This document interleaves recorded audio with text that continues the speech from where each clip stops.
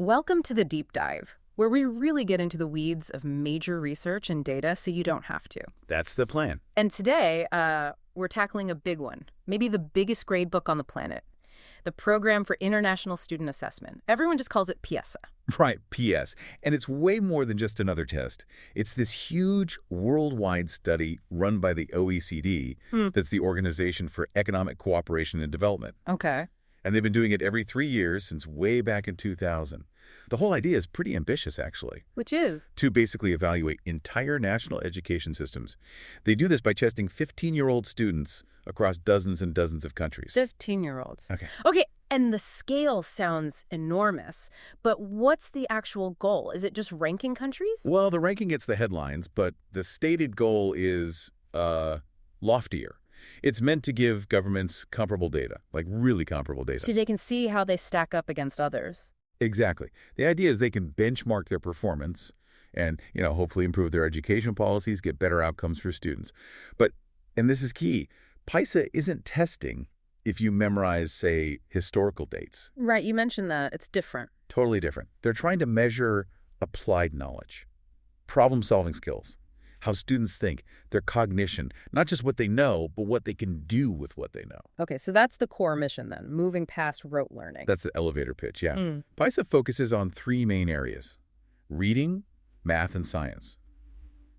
But it's looking for what they call literacy in those areas. Literacy meaning? Meaning, can you actually apply this stuff to real-world situations? Is it knowledge that's useful for, like, lifelong learning or the workforce? Got it. So our mission today is to really unpack PISA, how it works, why it has such a massive influence on policy. Oh, huge influence. We'll talk about the Pisa shock phenomenon. Right, that. And then look at the latest results from 2022, which definitely made waves. They always do.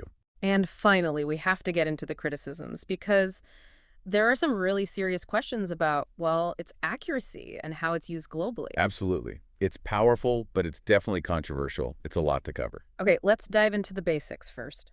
The framework.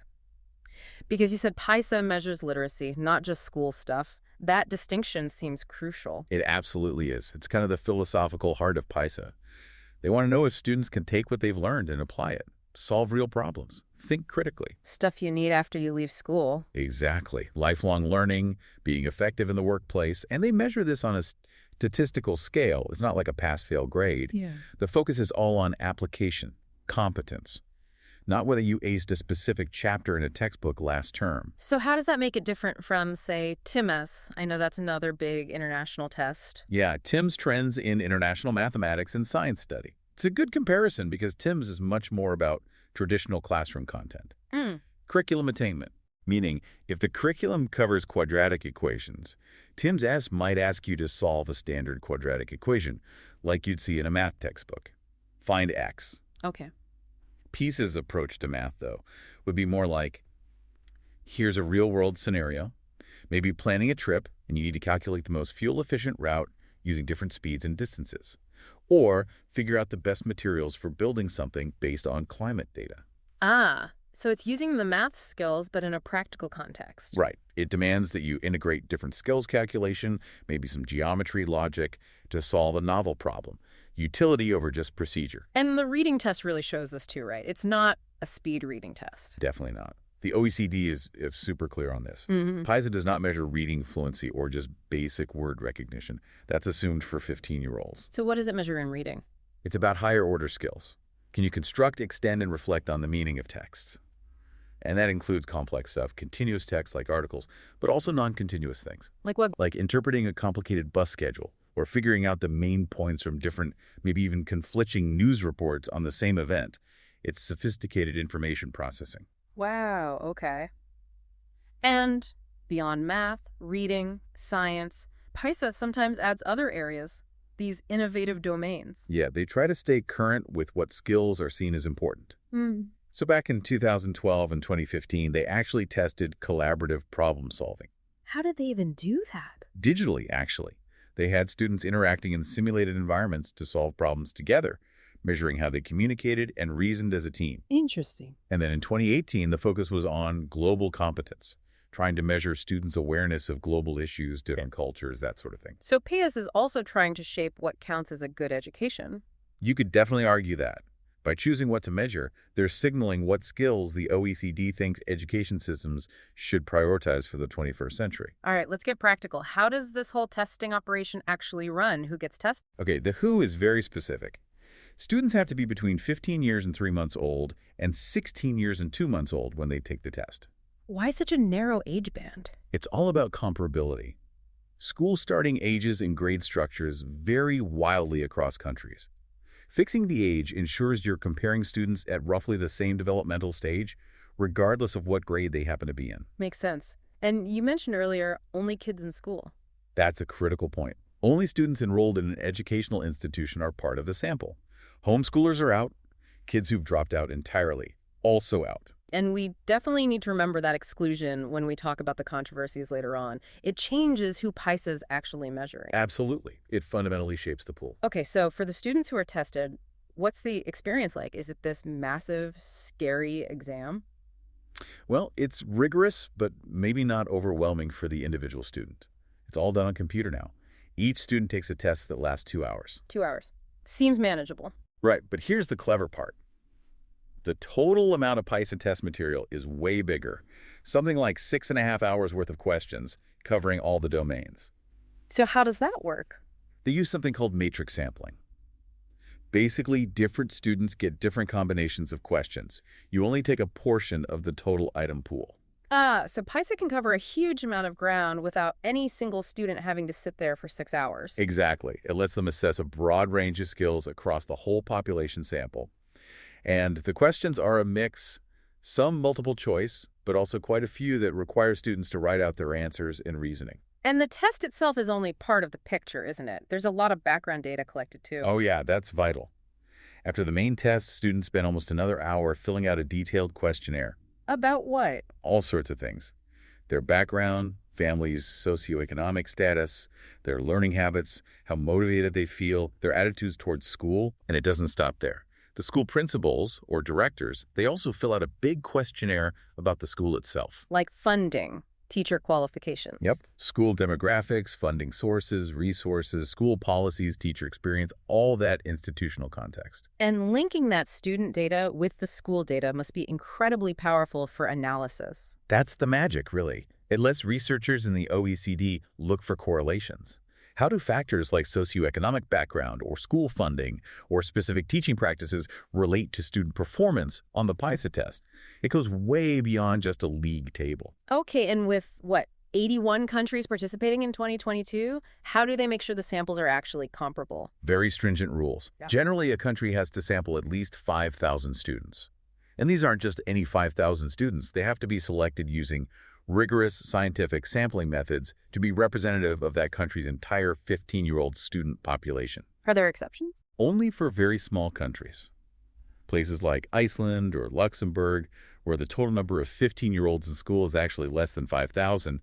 In those cases, they basically test everyone in that age group. So the goal is robust, generalizable data for each country. That's the objective. Whether it always achieves it, well, that's part of the debate we'll get to. Right. Now, the statistical part, you said students take different sets of questions. How on earth do you compare scores then? You have to scale them somehow. Exactly. Scaling is essential. You can't just compare raw scores. PISA uses some pretty sophisticated statistical machinery for this.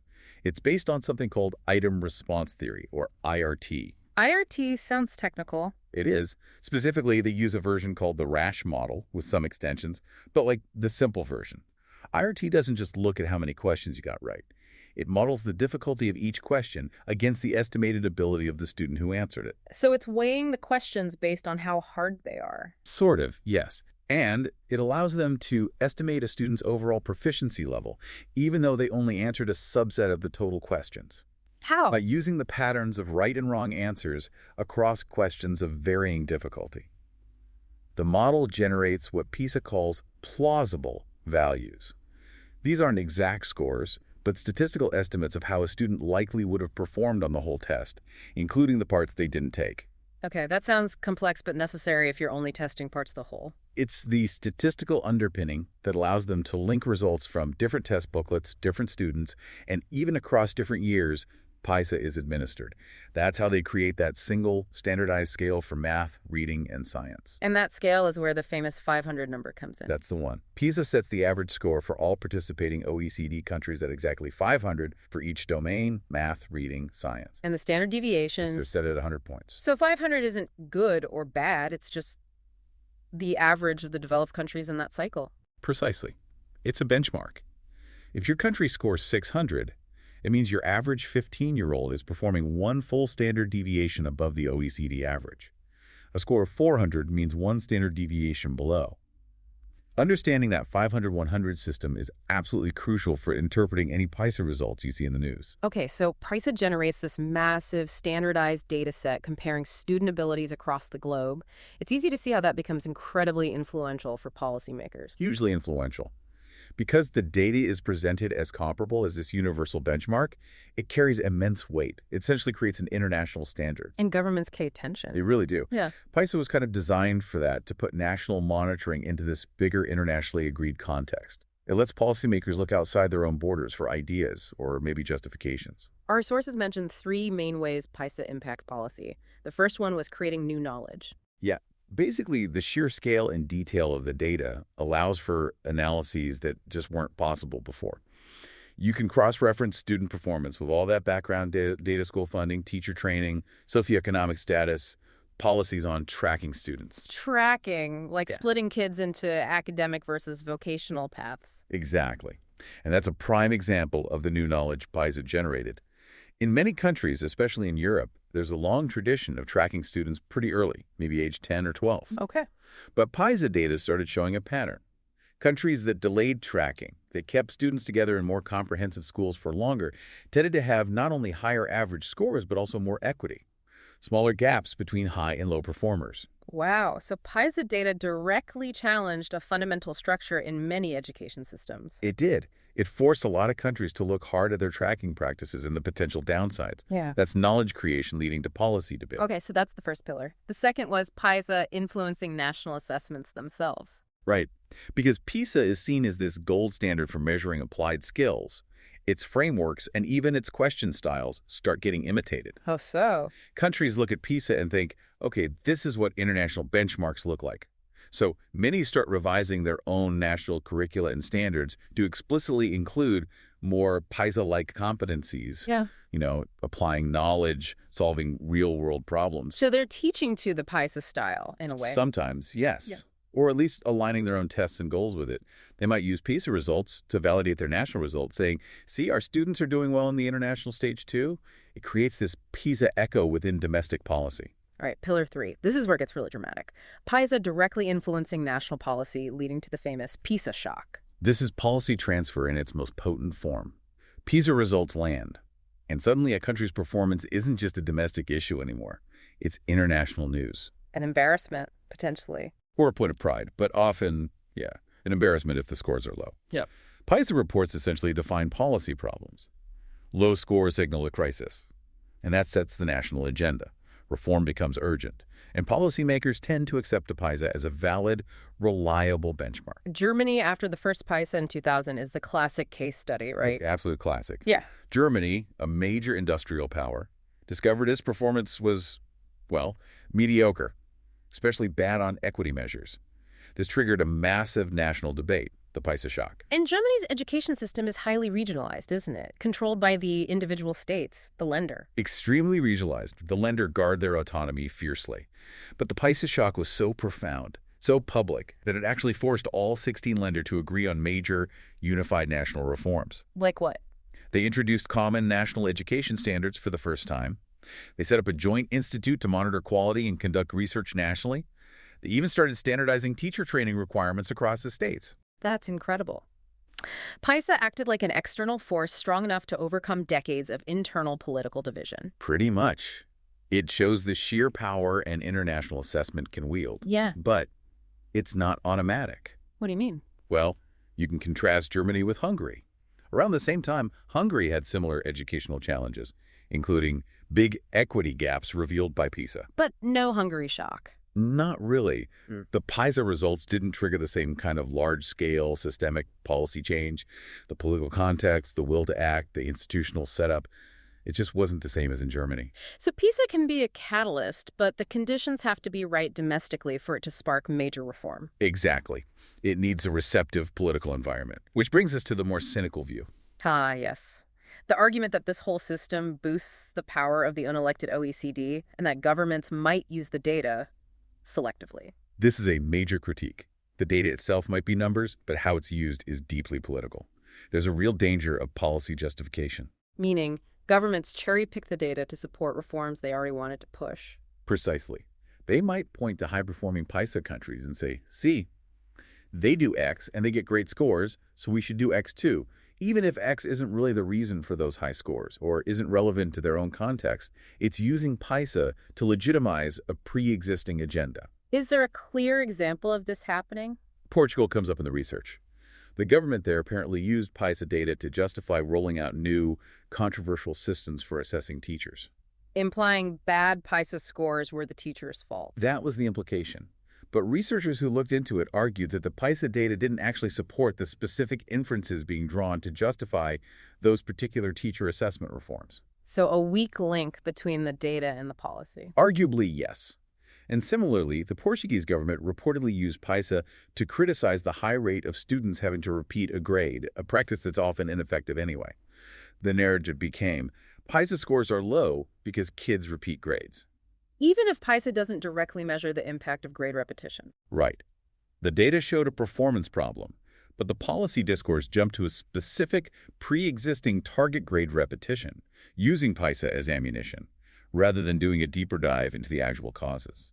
And this can happen even when a country does well. Finland, for example. Yeah, Finland was the star performer for years, right? Yeah, You'd right. think they'd just continue what they were doing. Yeah. But even then, some Finnish ministers apparently used PISA results, maybe focusing on slight relative dips or perceived weaknesses in specific subskills to argue for new policies aimed at gifted students. So even good scores can be spun to justify new initiatives. It seems so. The interpretation often leaps way beyond what the PISA data alone can reliably tell you. Politicians grab the headline number and use it to push their pet projects. Genuine, nuanced analysis of why the scores are what they are. That takes time and money.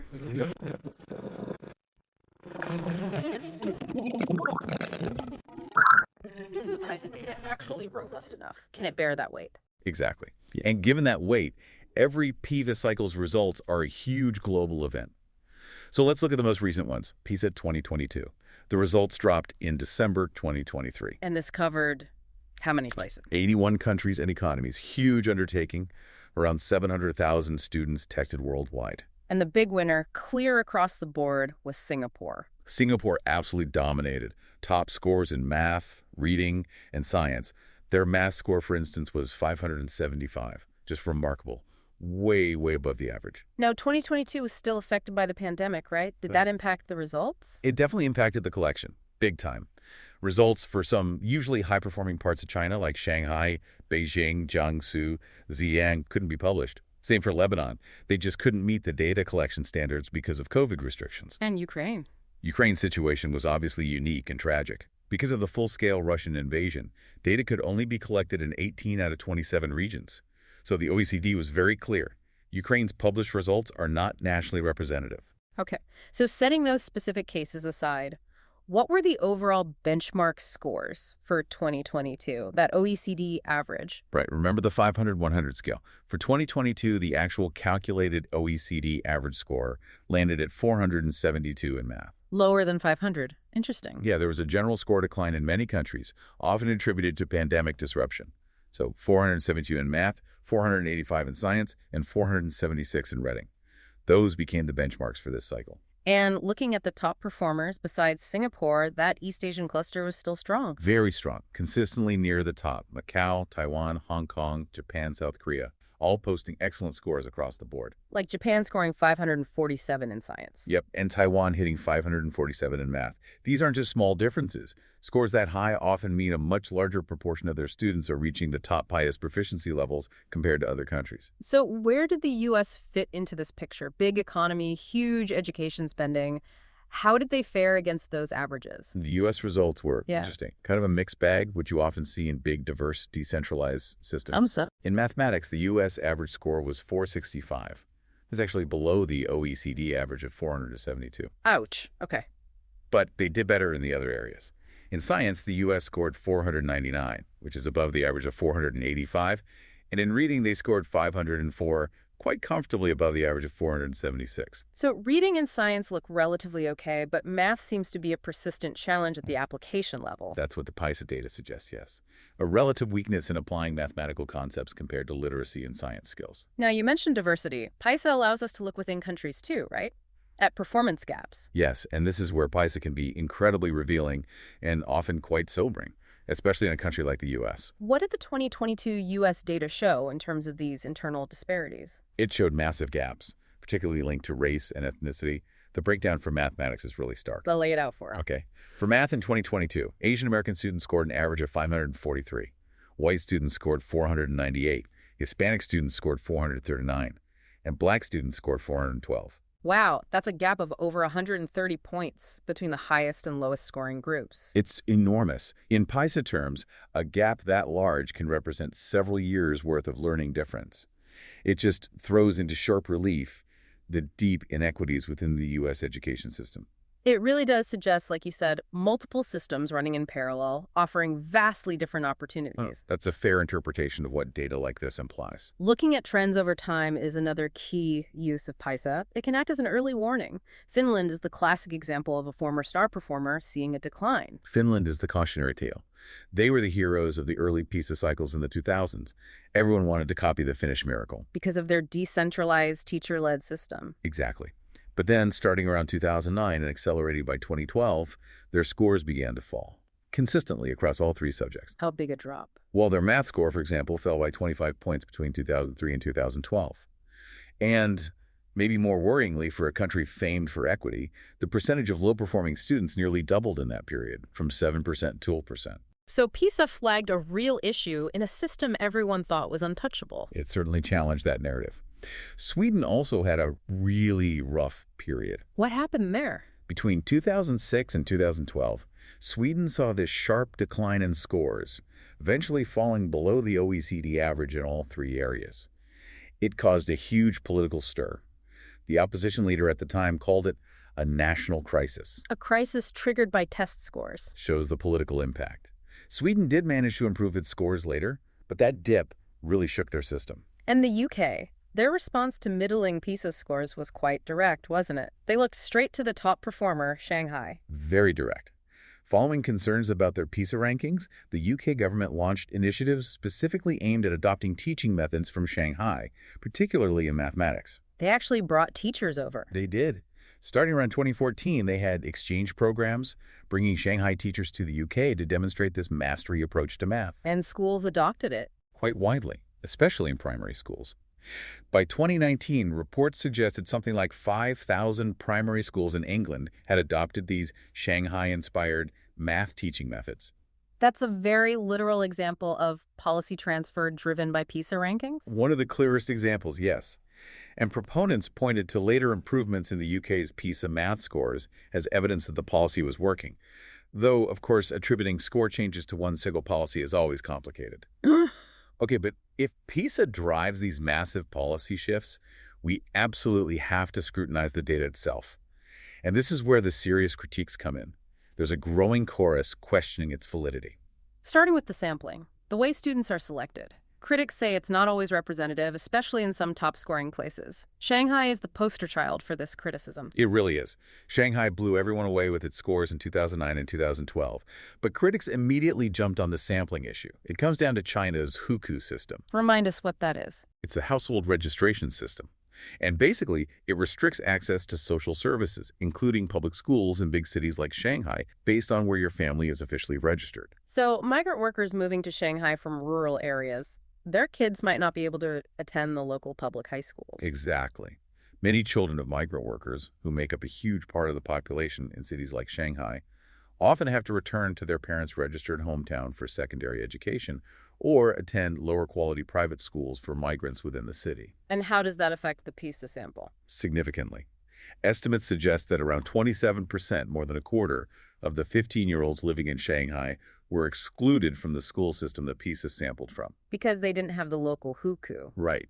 So the Pisa sample in Shanghai overwhelmingly represented children from wealthier, established local families with Shanghai registration, not the children of the less affluent migrant workers. So you're essentially testing a pre-selected, more advantaged group, not the full population of 15-year-olds in the city. That seems to fundamentally undermine the claim of comparability. That's the core of the criticism. It makes the Shanghai top score look potentially misleading if it's based on such a skewed sample. Are there other examples of sampling concerns?